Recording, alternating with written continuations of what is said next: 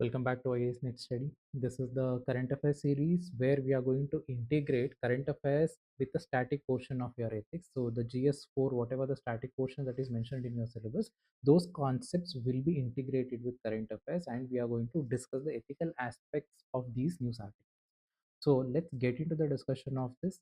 And in this video, we are going to discuss the news articles from 24th April to 1st May, and most of these news articles are taken from Hindu newspaper, maybe in between one or two is taken from Indian Express.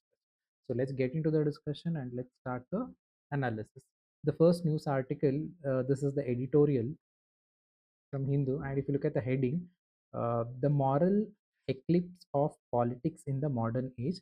Here they are discussing the moral aspects of politics, especially at this point of time. Now the issue, the thing you have to focus here is politics and the morality. Politics and the morality, and this is quite important topic because the questions were asked in the examination that what are the ethical aspects in politics, and also there was one question where why young generation, the youth, they are not joining the politics. These kind of question on these lines were asked in the examination, and even politics, how do they influence administration, these kind of case studies have also been asked in the examination, the UPSC examinations. So let's hear the article again. I'm not going to discuss the news article. What I'll do is I'll connect with the static portion here. The article, it is talking about ethical aspects, ethical challenges in politics, and we are going to extend the discussion with a ethical solution. So let's start the discussion with respect to ethical challenges or morality in Indian politics. So what are the moral challenges? The first and foremost, it is corruption. See, usually in Indian politics, it is in general, somewhere it is accepted a lot of corruption, and it is power. See, if somebody wants to become a politician, there are two things. In general, people think that either a person wants to make money or the person wants to enjoy the power. These are the two things, and later comes the attitude of uh, seva, the service. These and all, people say that in interview, TV interviews, and all, people say that I'm here to serve the people, I'm here to serve the nation. They say that to the face, but if you look at the deep down, what is the real motive here? It is the money, it is the power. I'm not telling that every politician is like that, but this is how the public perception is with respect to politics, and this is considered as one of the moral challenges here. Corruption, misuse of power. Either I am entering into the politics for to make money, or I am entering the politics to enjoy the power. Already I have money, I want to enjoy the power, or I want to make my family secure in the next generation. So money and power. So this is what the perception of the people. So this is one among the moral challenges here, corruption and the abuse of power. And then comes lack of transparency and accountability. See, politics, lack of transparency. Consider the democracy within the politics, whether the appointment of president of a party, or whatever the decisions they take, how do they get into the decisions, how many MLAs or how many members in the political party support these decisions. There is no transparency here. In turn, most of the political parties, if you look at it, they are family dominated. There are few personalities, two three personalities belong to a certain political family. They control the entire political party, and many majority of political parties in our country, they are following this formulation only. There is one family, they control the entire aspect regarding appointment, regarding the major decisions, regarding the ticket distributions, everything. There is no transparency here, there is no accountability also. Even if something does not work, they are not going to take accountability, and they are not going to transfer their authority to some other person. No, it never happens in Indian political scenario. So lack of transparency and accountability, this is another moral challenge here. And then criminalization of politics. Criminalization, the nexus between criminal, money, corruption, politics, it is very much visible. According to there was one NGO, it has made a survey, and it told that more than 60% of politicians in Indian parliament, they have the criminal cases on them. See, it has to prove in the court of law, all these things are there, but on the whole, if you look at it, it's a very big number. 60% plus, they have criminal background, similar, some kind of criminal cases, it is going on. So it it poses a question mark a question mark on the political setup of Indian system, Indian political system here. So criminalization of politics is another moral challenge we are facing in our country with respect to Indian politics. Then we have vote bank politics. Vote bank politics is that the mathematical calculations here, arithmetic calculation here. See, there is particular community, there are 20% in the constituency, and along with this 20%, if I get any other community with similar vote percentage, then I am going to have a 40% vote share, and that would be enough to win the election. So this mathematical analysis, see, I want to serve people. Me being a politician, if I become a member of parliament, my responsibility is to serve every individual. But here, what I am doing is I am just focusing on this particular 35 or 40% of the population who I think my core vote bank. So here, vote bank politics here, what I do is whatever this 40%, this group they are asking, they are their demands are given priority because they are my core vote bank. So whatever they ask, I am going to provide, and rest of the 60% I am going to ignore them because they are not going to vote me. So they are of no help to me. So priority is to only this 40% group. So this is vote bank politics here. My See, as a politician, it is my responsibility to take care of every individual in my constituency, but I'm not doing it. I'm prioritizing my vote bank. So this is another moral challenge. And then comes identity manipulation, again the identity of caste, identity of religion, identity of language. See, these kind of identities I manipulate to get the vote. So again, the manipulation, it is not persuasion, it is manipulation. So manipulating people to vote me using my personal identity, identity of caste, identity of religion, identity of language, these kind of identities I am misusing it. This is another moral challenge.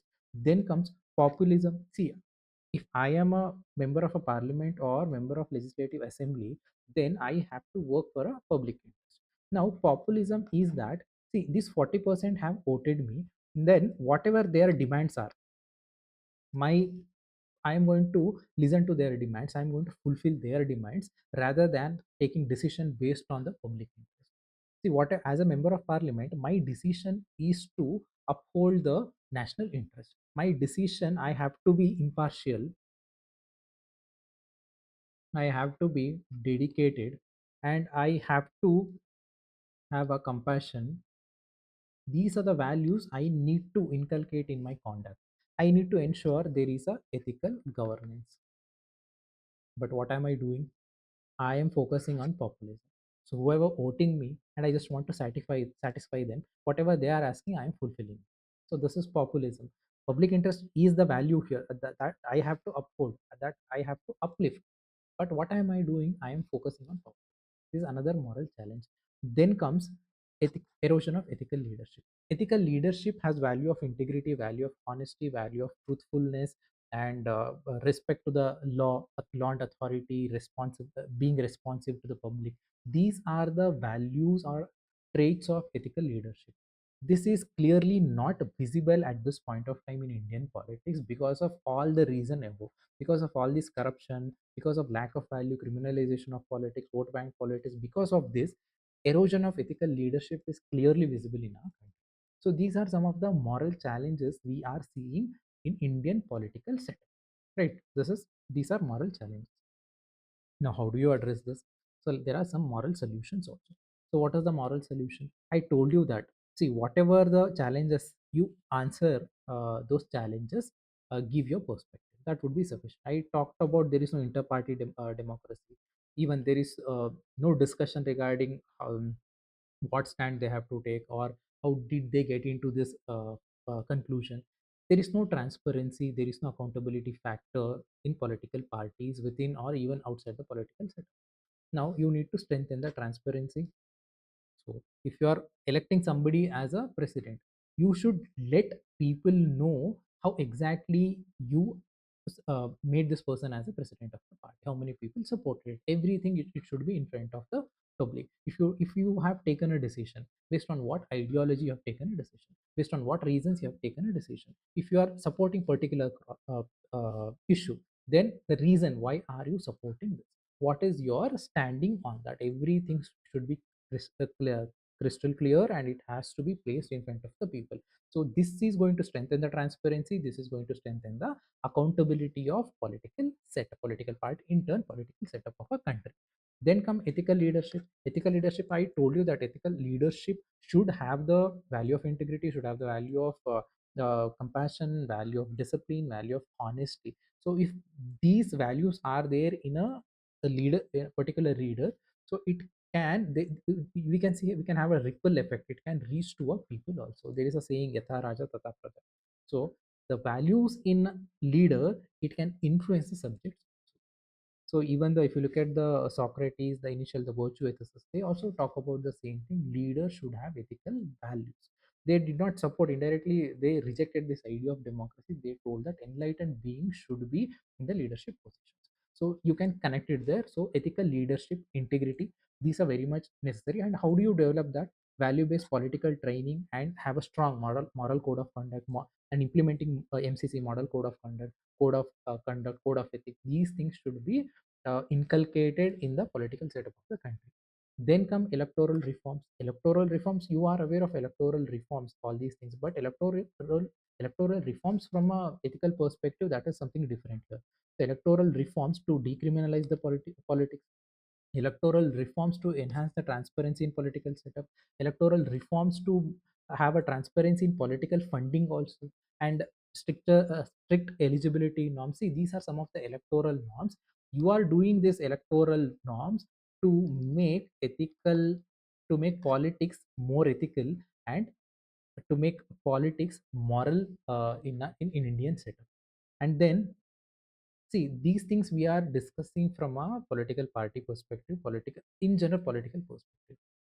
At the same time, we being the citizens, we also have certain so civic awareness and voter responsibility is also very much important, because the selling votes for cash, this is happening in our country. And even recent this Bengal Tamil Nadu elections also, people were telling that per vote they were giving 5,000 rupees. All these things they were circulating in social media. So there is a responsibility among the citizens also, among the citizens also. So voter responsibility is also there. Me being a citizen of this country, I also have certain responsibility towards the politics of this country.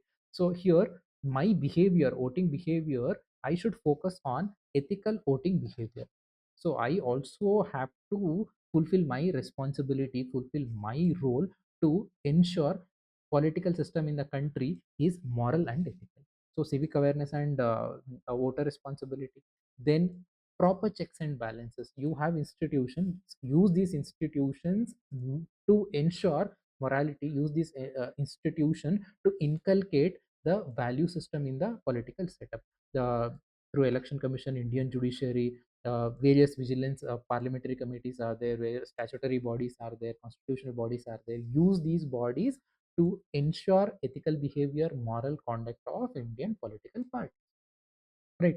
Then we talked about corruption and abuse of power. So you need to have a zero tolerance for the corruption. One thing, have a proper institutional setup. Another thing is, there is a public apathy towards corruption in our country. You should focus on this also. Somewhere I told you that initially while we discussing corruption and misuse of power. See, there is a public acceptance. If you are entering into the politics, either you want to make money or you want to enjoy the power. See, these kind of public apathy, indirectly there is an acceptance factor for corruption, acceptance factor for abuse of power. This should not happen. So again, zero tolerance for the corruption, zero tolerance for the misuse of or abuse of power. So these are some of the moral solutions for ethical problems which are prevalent in the Indian political system, right? So let's move to the next topic.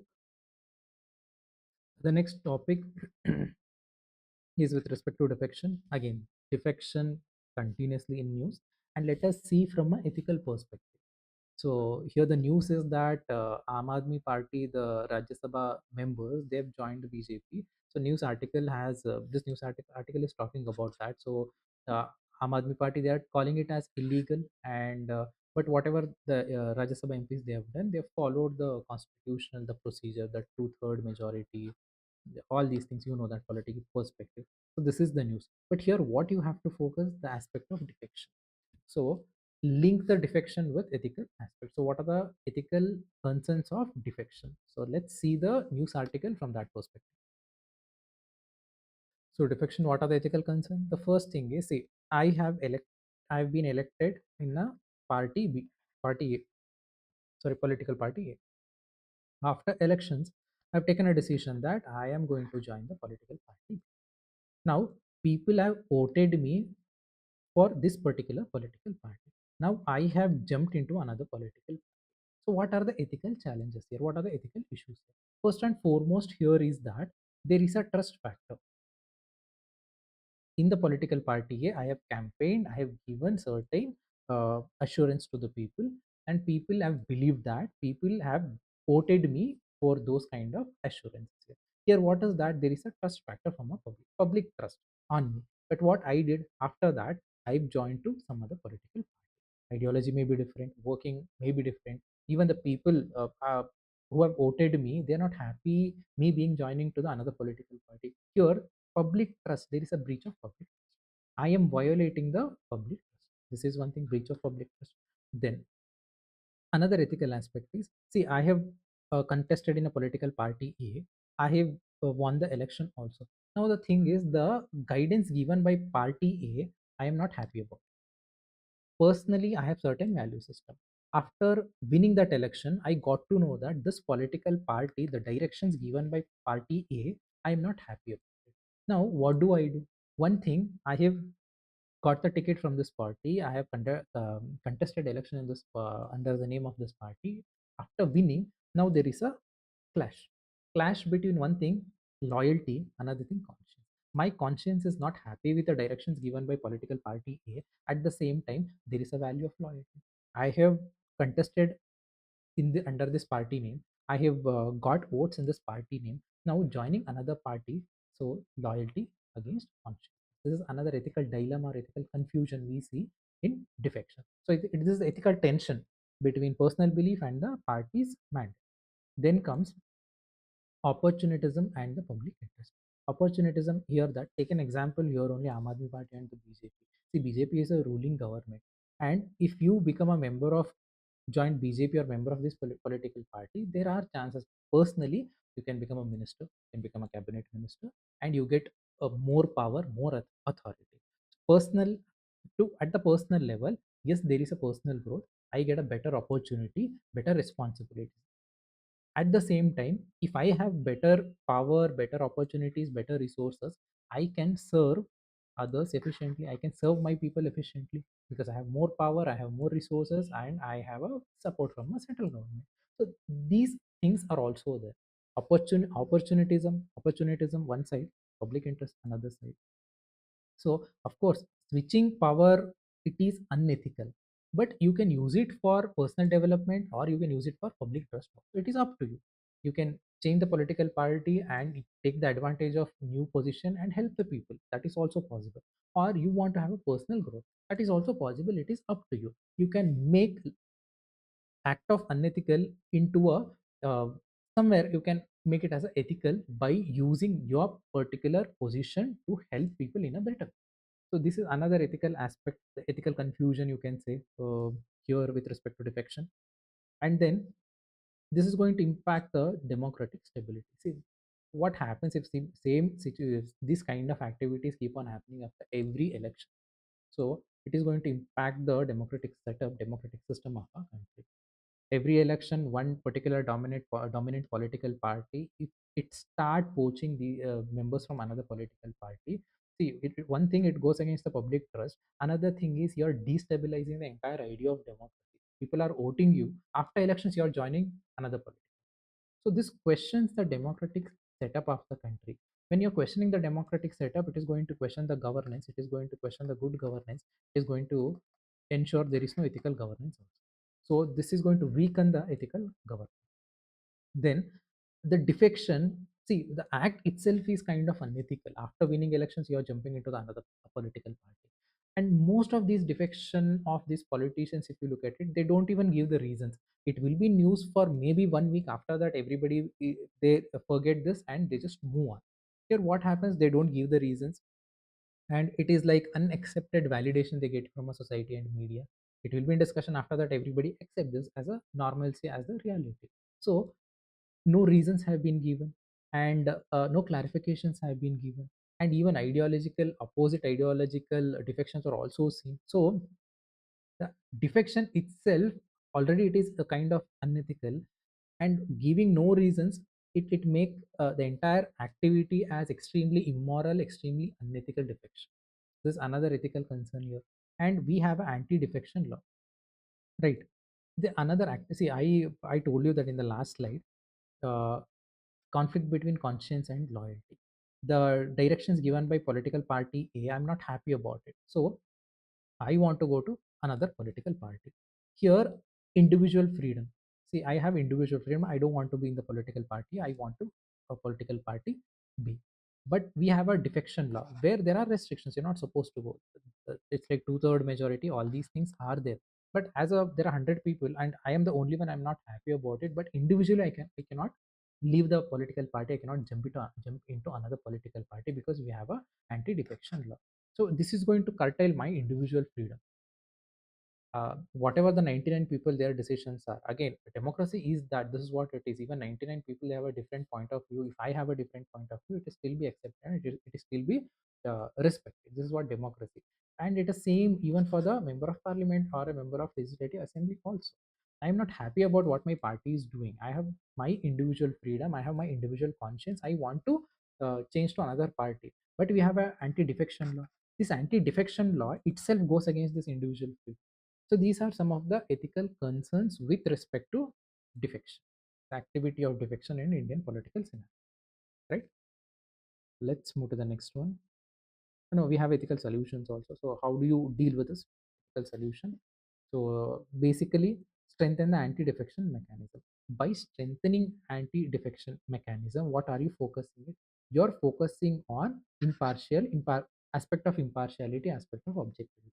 I'll tell you why. Anti-defection mechanism, we have the speaker who is the deciding factor here. Usually he has the authority on the floor of. Usually speaker is from the ruling party. So whatever the guidelines given by the ruling party, speaker is going to follow that. So here what happens, you have anti-defection mechanism, but there is no impartiality, there is no unbiasedness in the anti-defection mechanism. So there is a necessity to strengthen the anti-defection mechanism to ensure impartiality, to ensure objectivity, to ensure neutrality. This is one thing. And the second aspect is that, see, I am not happy in the political party B and I want to join the political party. I'm not happy in the political party A. Now I want to join the political party B. Now the question here is that, see, if I want to join to another party, then I have to let me resign. I have to resign, and then I have to recontest the election and let me re-elect by the people. So here, mandatory resignation should be it should be made mandatory. You have to resign this political party. You have to resign this post, and then contest in the election, and then get elected in the for the different political parties, standing for a different political. So this is another ethical solution. And then promote inner party democracy. See, we talked about loyalty versus consciousness in the last slide. We talked about individual freedom. Let everything be transparent. Let the inter-party democracy be there. See, if I am not happy with my party decision, I should given a chance where I can put my individual point of view. I can have a discussion, and I can have a healthier exchange of point of. See, this is not happening in Indian setup. So the more you have inter-party democracy, the more you have freedom. There will be discussions. The more discussion, there will be exchange of point of views. The more that happens, there will be less defection. So promoting inner party democracy, this is going to reduce the activity of defections. And then transparency in defection decisions also, the same thing. The speaker is the decision maker, and guidelines given by political ruling party, it is going to be upheld by the speaker here. Now whatever the decision he make, there should be transparency there also. So the accountability factor of speaker or the person who is in authority who is going to take this decision, they should ensure there is an accountability factor. Accountability, transparency in decision making. Whether it's a speaker, whether it's a chairman, they have to make sure that the factor of transparency, factor of accountability is ensured in the decision making process. And then make sure the entire political culture is ethical. See, what are the political values? In the first unit, we have discussed the political attributes, moral attributes. There we talked in detail with respect to political attributes. And what are the political attributes? Loyalty, integrity, honesty, commitment, compassion, objectivity. These are some of the values of uh, uh, values for political culture. You should encourage these ethical values, you should inculcate these ethical values. So these values ensure that this kind of activity of defection, which very minimal. If I have this value of loyalty, I'm not going to change. If I have value of integrity, I'm not going to switch to some other political party. If I have value of honesty, whatever, if I am switching, I give the ethical reasons, I give the proper logical reasoning, I communicate with people, and then I'm going to switch on to another political party. These values are extremely necessary. If I have the value of compassion, if I'm changing to some other political party, then it is based on the compassion, it is based on the empathy, it is based on the public trust, not for the personal well-being. So these are ethical political culture. Make sure that we have ethical political culture.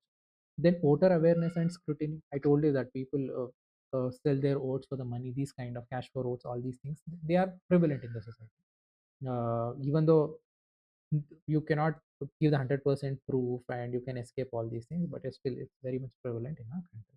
So it's very much necessary to create voter awareness, and it is also develop that voter scrutiny and the electoral scrutiny. It's very much necessary, because even people, a citizen, should hold defectors accountably through informed voting.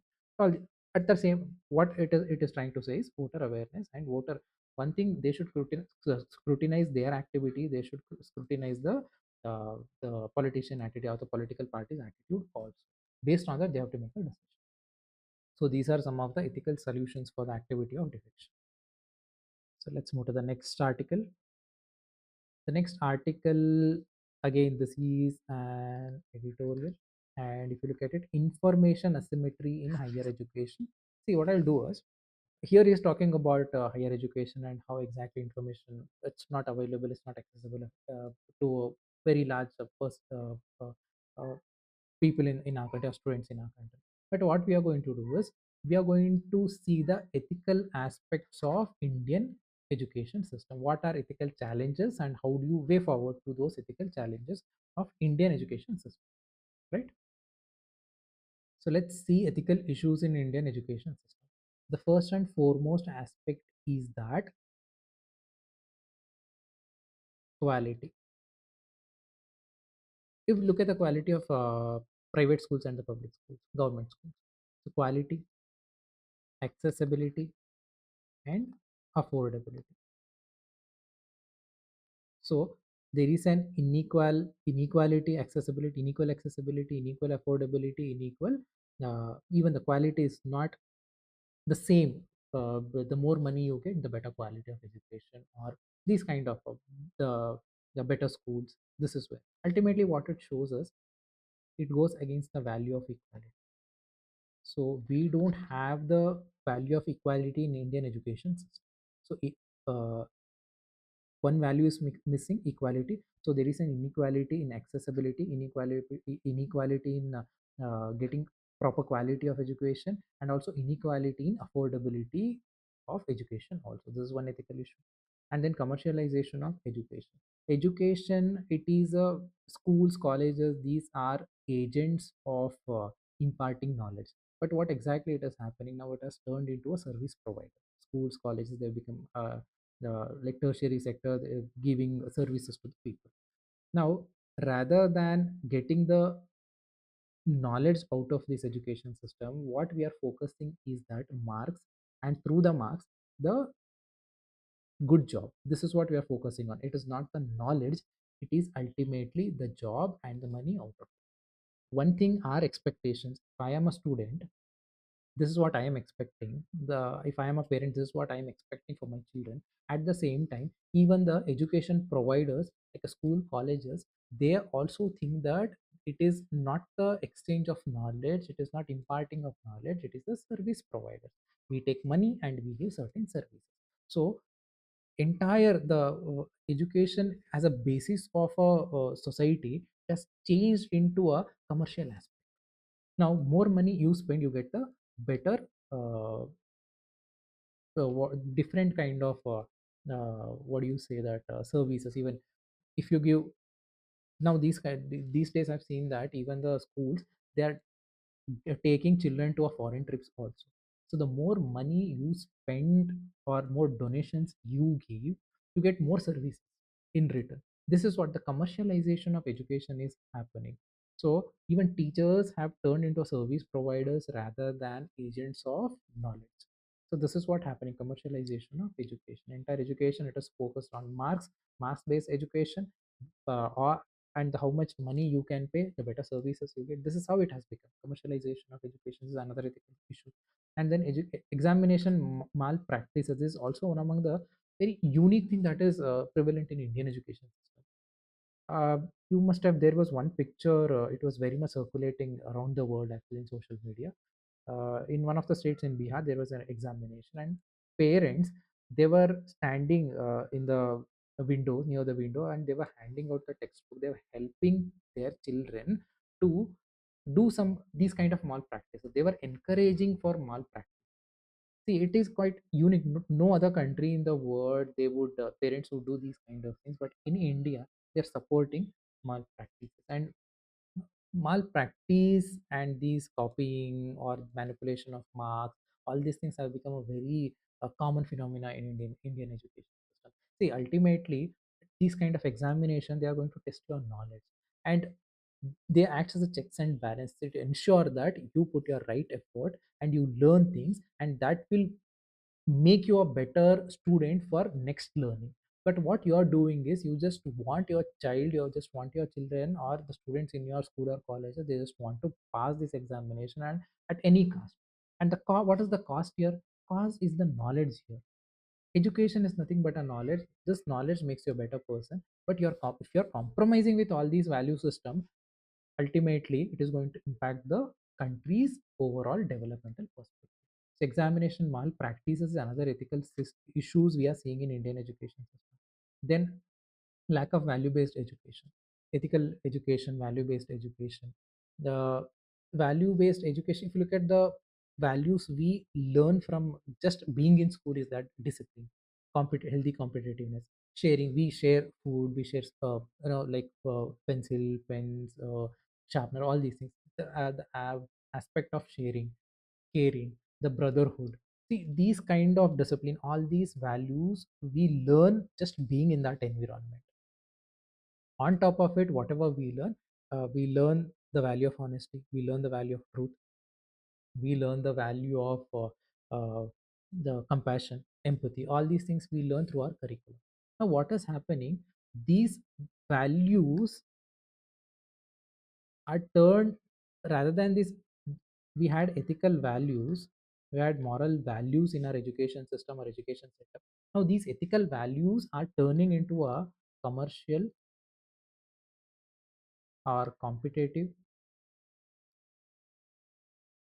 values. What are competitive values? I want to become a first. And students, if I own particular school, then I want everybody in my school to pass this examination. I want toppers from my college only or my school.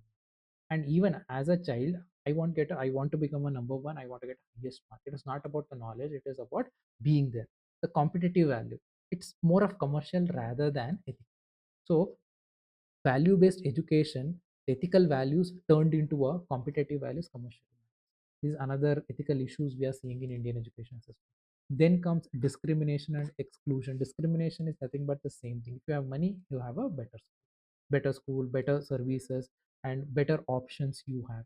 If you don't have money, you are excluded. So again, the inequality, it will lead to the discrimination, it will lead to the exclusion. See, we have RTI, and RTE, right to education, it ensures that 25% seats have to be given to the economically socially backward people. All these things are there, but at ground level, uh, the implementation is not up to the mark. Government has taken a positive step, but still it is a ethical challenge we have. It is a legal challenge we have in our country. So these are some of the ethical issues we see in Indian education system, right? See, we can go on and on. We can write 10 ethical issues, 10 ethical concerns, all these things, but these are some major issues. It is easier for you to remember, and it is easier for you to reproduce in the examination. That is the reason I'm limiting to 5 or 6 concerns, only 5 or 6 ethical issues only. Even if you give this particular the heading in some kind of the chat gpt or google gemini, you get a list, you get a 20 ethical concerns. But it is very impossible, humanly it is impossible to remember all these things. It is impossible to write in a, maybe for 10 marks you get only 7 minutes in the examination, and it is impossible to write all these things. That is the reason I'm restricting it to the major 5 or 6 issues, and you can remember it and you can read it, right? So these are ethical issues in Indian education system. Now what are the ethical solution?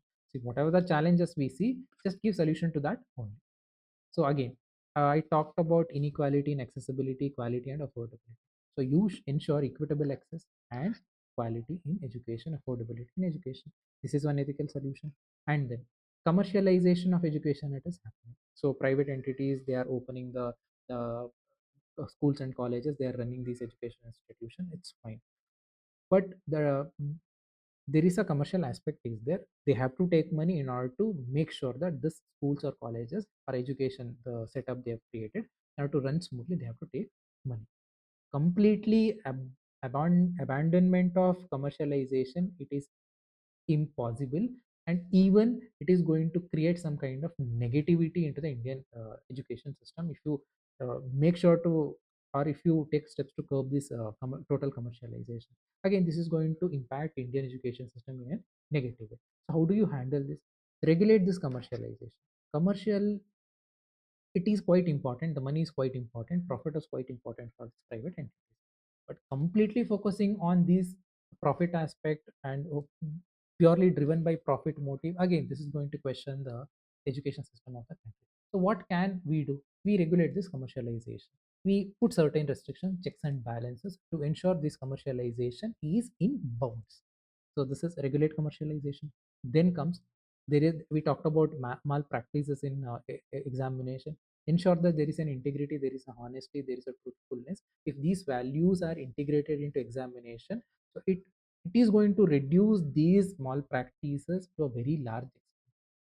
So promoting integrity directly impacts the examination malpractice. Then integrate value based education. Again, we talked about discipline, we talked about brotherhood, we talked about sharing, we talked about healthy competition. All these aspects ensure that these competitive values are also important, but these are the core values. Don't compromise with core values of education. The rest peripheral values, they are fine. We, even there is an alteration in these peripheral values, you still can survive, you still can ensure a strong education setup in the country. But if these core values are affected, it is going to impact the education system only, it is going to impact the Indian education setup only. So integrate the value based education, these core values, make sure that these are intact. And then strengthen teacher accountability and capacity. The teacher, they are the primary agents where we learn things, and they are the most of the time, if you look at schools and colleges, almost 7 to 8 hours we spend in this environment of schools. And the role of teachers, role of colleges, schools, it's extremely important to develop our uh, behavior, develop our value system. So their role, and if they are accountable, if they are responsive, and if they have that responsibility, is going to impact the developmental aspect of children also. So again, strengthen the teacher accountability and capacity, and foster inclusive and non-discriminatory environment. The this equitable access, it is going to ensure inclusive, non-discriminatory environment. These are some of the ethical solutions to tackle ethical challenges we are facing in our country with respect to Indian education, right? So let's move to the next topic. And the next topic, the news article, it is talking about gun violence in US. Repeatedly, we are seeing this in news that gun violence in some schools, and every 6 months when there is a news article, some gun violence happening in US.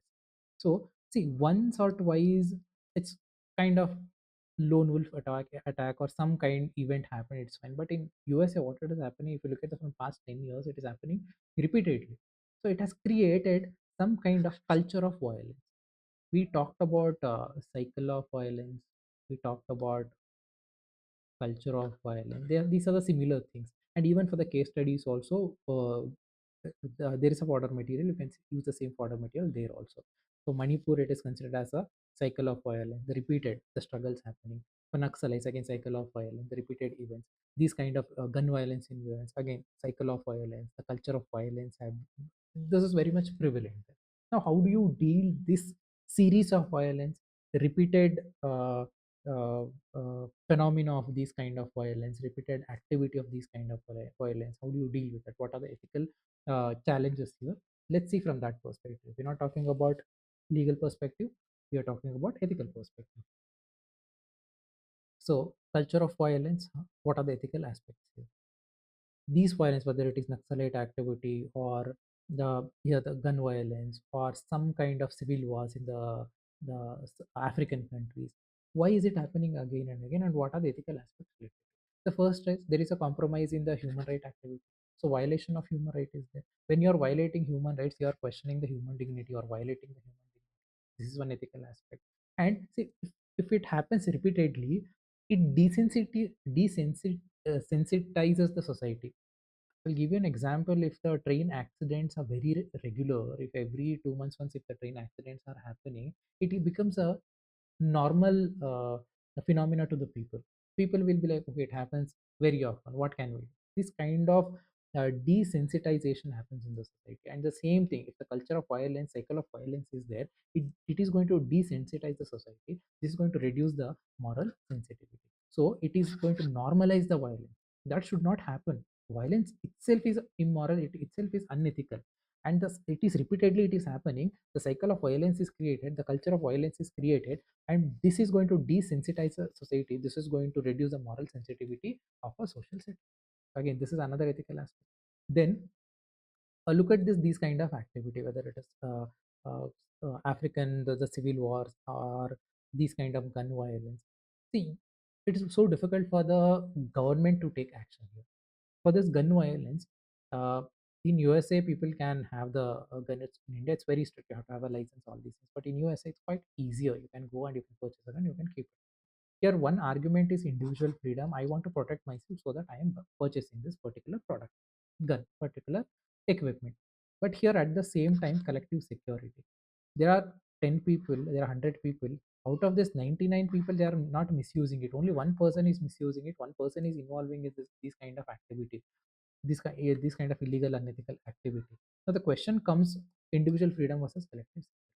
If you take a very strict action regarding all this gun ownership, then it goes against my individual freedom, and again it questions the collective security. Then comes the responsibility of a state. See, when these kind of repeated violence activity happens, or this kind of repeated the exposure to these kind of events, one thing, there is a response. It is a responsibility of a state. First of all, why do I have to keep the gun? It is a responsibility of the state to give protection to me. So I don't have to protect myself. It is a responsibility of state. It has to protect. This is one thing. Second thing is, if this kind of gun violence is happening, it is the government has to come up with some kind of setup to curb, again this, to curb similar activities in future. But is it happening? It is not happening. Neither it is protecting me, nor it is stopping this kind of gun violence. So there is clear compromising responsibility of a state here. So government, there's a failure to ensure public safety. So this questions there is a factor of accountability, there is a factor of responsibility, there is a factor of governance. This clearly questions all these things and clearly shows there is an injustice. And see, if you look at these kind of violence, the culture of violence, cycle of violence, vulnerable sections, they are primarily going to be impacted to a very large extent. the women, children, or the minority groups, they marginal communities, they are the target. They are going to be impacted to a very large extent. Again, the impact because of this repeated violent activity, because of this cycle of violence, because of this culture of violence, it is directly going to impact the vulnerable groups. Again, this is going to question our compassion, this is going to question our empathy. Then come moral responsibility of stakeholders, everybody. I am a citizen, I have a responsibility. There is a retailer who sells gun, the responsibility of that person. And the company who is producing this equipment, they have the responsibility. As a policy maker, state also has a responsibility. Along with this legal responsibility, there is a moral responsibility also. So are we all fulfilling our moral responsibilities? That is also question mark, and answer is clearly not, because it is repeating again and again. The moral responsibility, ethical accountability to curb this violence, it is not happening, it is repeating again. So there is a lack of ethical accountability, there is lack of moral responsibility of all the stakeholders involved in this entire issue. So this is culture of violence and ethical concerns or ethical aspects involved in these kind of culture of violence. Right. Let's move to the next topic. The next topic here, if you look at it, Rajnath Singh calls for unified the Shanghai Cooperation Organization. He is talking about eliminating terrorism. So this is what the news article. So Rajnath Singh, Defense Minister, he has uh, they're visiting this SEO for the conference, and he was addressing the Shanghai Cooperation Organization. So there he talked about how to eliminate the terrorism. He have given some speech. So what you we have to focus here is, let's see the ethical problems in terrorism. What are the ethical issues, ethical concerns, ethical problems of terrorism? We are not talking about from the legal aspect. We are talking about from the ethical aspect. Right. Let's see the ethical problems of terrorism. Again, the same thing in the gun culture of violence. We talked about the same thing, and even before article also I forgot. There also we talked about that human rights, violation of human rights. By violating human rights, you are violating the human dignity also. So, and here what happens in terrorism, you are targeting the innocent people, you are targeting the individual civilians. They are nowhere related to anything you are talking about, all the causes you are, all the issues you are dealing with. You are targeting these innocent civilians. Your issues is with government, your issues with some kind of establishment, but are you targeting? You're targeting the innocent civilians. That there is a violation of right to life, there is a violation of human right, there is a violation to a human dignity. This is one ethical problem. Another ethical problem is that, why are you doing all this bomb blast, all these things? Why is it happening? Here they use fear as a tool. So they want to create fear in the society, and this fear, it is going to question the establishment, it is going to question the policymakers, and then this is going to uh, influence their cause. This is what they do. Ultimately they have certain kind of agenda, and they want government to take care or to focus on this agenda, or to take some steps uh, for this agenda. And how do you deal with it? How exactly you make it happen? By using fear as a tool.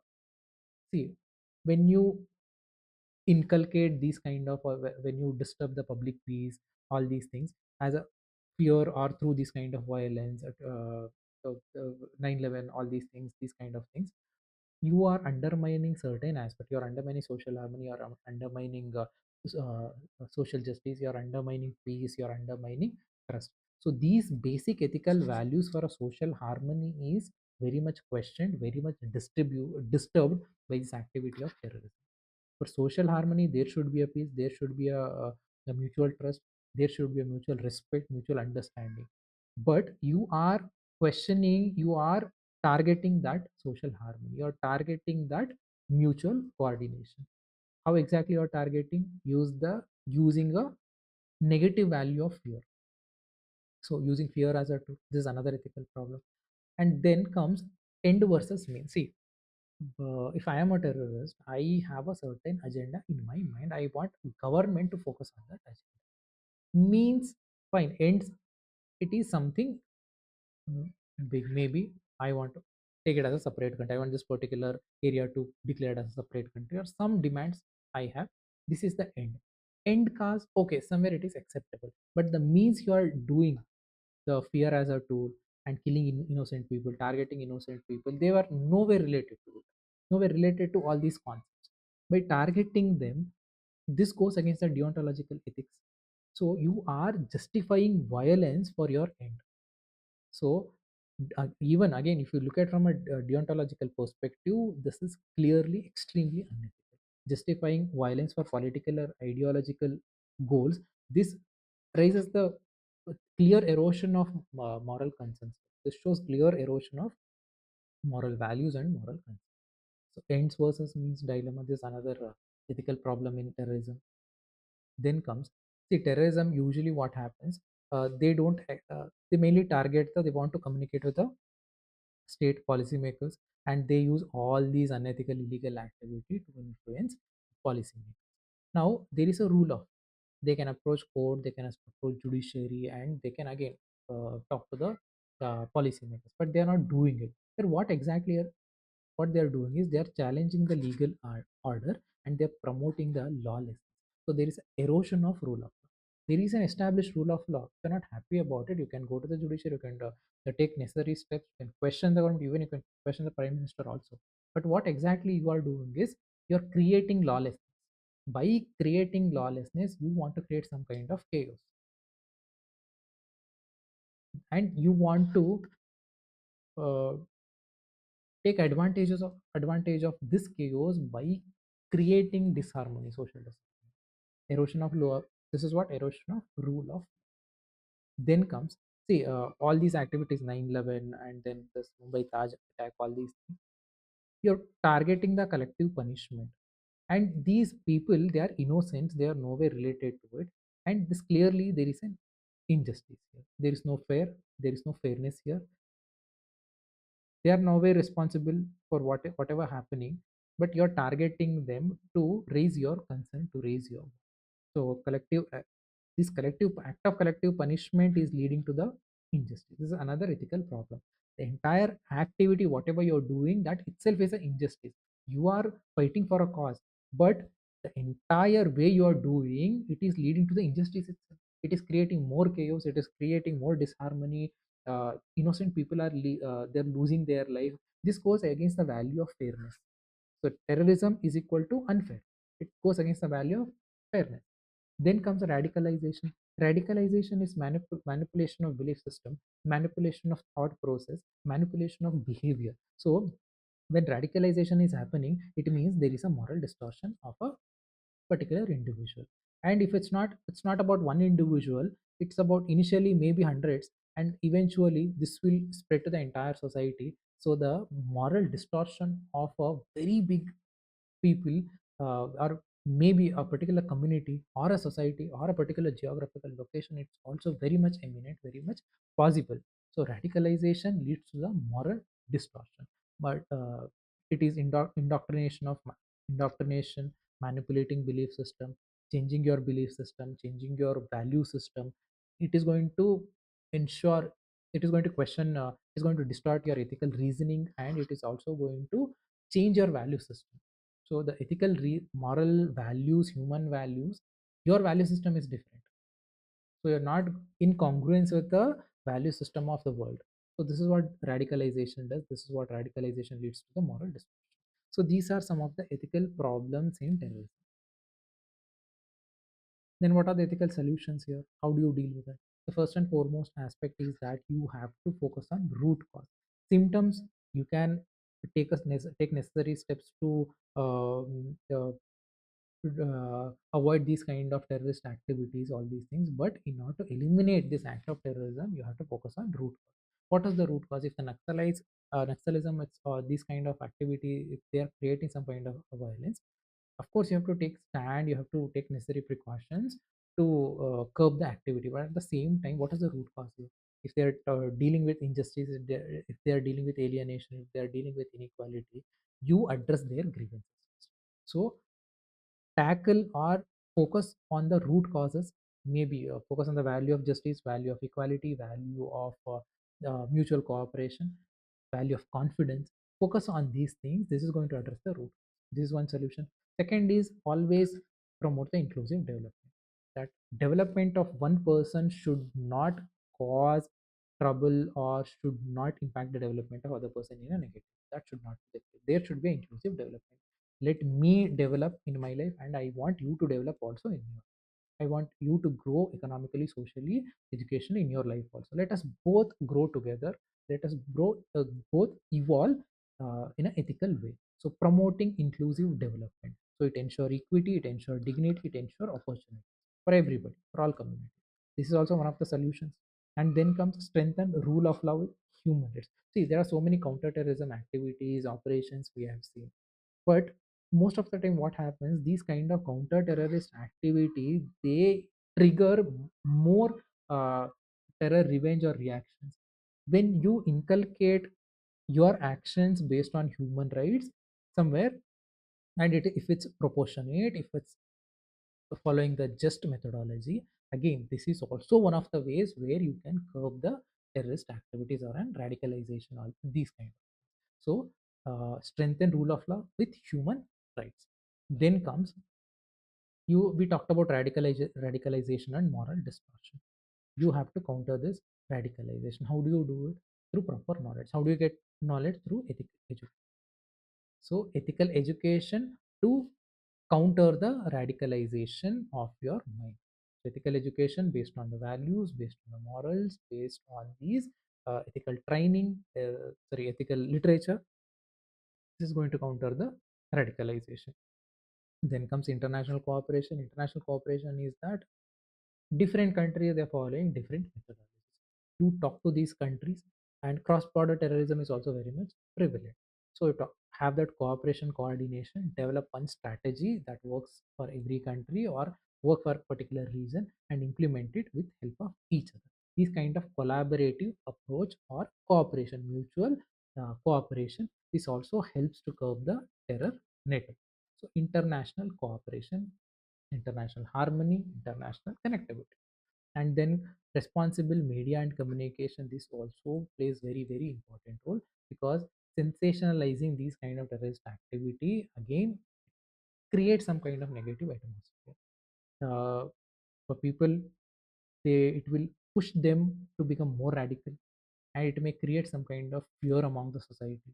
So if you have that sensitivity in your journalism, in your media approach, again this also plays very much important. Responsible media and communication is also very much important to curb the spread of extremist propaganda, right? These are some of the ethical solutions we need to inculcate to deal with terrorism, to eliminate or to curb the act of terrorism, right? This is with respect to this news article. Let's move to the next one. Next news article is why digital vigilantism is not a problem. Again, I'm telling you, if you are taking a stand, you can say yes to digital vigilantism, you can say no to digital vigilantism. It is up to you. If you're taking a stand of us, you have to give proper reasons. Why are you supporting digital vigilantism? If you are saying no, again, you have to give proper reasons to it. It is up to you. Here in this editorial, author is taking that stand of yes, and she has given certain reasons. I'm not going to, if you're interested, then go through this article. But what I'll do is digital vigilantism and what are the ethical concerns in these kind of vigilantism activities, particularly digital vigilantism activities. We are going to discuss that. This comes under applied ethics. In the first unit we talk about applied ethics. There you can relate to this topic. But again, whatever stand you take, you have to have a proper reason. You have to give proper examples also, that why are you taking this stand. Then only you get a very good mark. Or else if you're not very sure of why are you taking this, this is going to create some kind of confusion in the exam, that you will not be in a position to give proper explanation for your stand. So let's talk about digital vigilantism here. Digital vigilantism, it's nothing but where citizens, they use certain online tools. These online tools are used to identify, expose, and punish the wrongdoers. Let me give you in a simple way, let me tell you that you have posted something uh, in a Twitter or somewhere you have posted something, or some post you have told, some derogatory post you have done it. Now this is a derogatory post, and there are number of people, they saw the post and they're not happy about it. They think that what you did is something. Example, you talked something wrong about Hinduism and you posted some images there and people are not happy about it. Then what they do is digital vigilantism is that they use social media and they get your personal information. They start posting your personal information. Where is your house? Where do you work? What are, who are your family members? All these things. They start posting in the social media because they think that you did something wrong. For that we are punishing you. So you posted something wrong against some religion and people are not happy about it, then they are start sharing your personal information. So this is digital vigilantism. See, here what happens, it is not the police, it is not the cyber security, they are not taking action, it is not judiciary, it is the, just like another user, another Twitter user, he is taking this action. This is digital vigilantism. This is bypassing law enforcement and formal justice. So this is the digital vigilantism, right? Now let's see the ethical issues in this activity. Here the author is supporting that it is not a problem. He's, again, she is very conscious that she's not completely supporting it. Some checks and balances she talked about it. But here, what are the ethical issues here?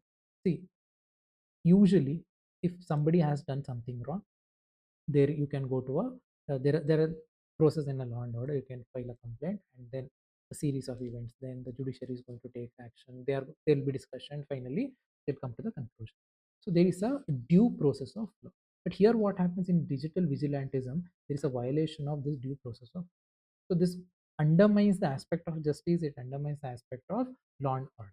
So it goes against the right to fair trial. This is one thing. And the second thing is privacy violation. See, you have posted something and there are so many users, they've doxed you, they've given your personal address, phone numbers, or family member details, all these, right? So there is a privacy violation. Privacy, right to privacy is one of the fundamental rights. But here your fundamental rights is not respected. This is one thing, privacy violation. Then comes misidentification. See, I'm the one person, I made one post, but there are 10,000 people who have commented on my post and they're giving all this, blackmailing me, on giving death threats, all these things. So proportionality, I'm the one person, there are 10,000 people around. So disproportionality, and it also a mob justice. Again, this is, there is ethical question mark here. Then comes lack of accountability. See, you have posted something and these people, they are doxing you, they are leaving your private information public. Now there is no accountability. They gave all this, your personal information, phone number, all your work profile, everything, they are done. They move on to the another.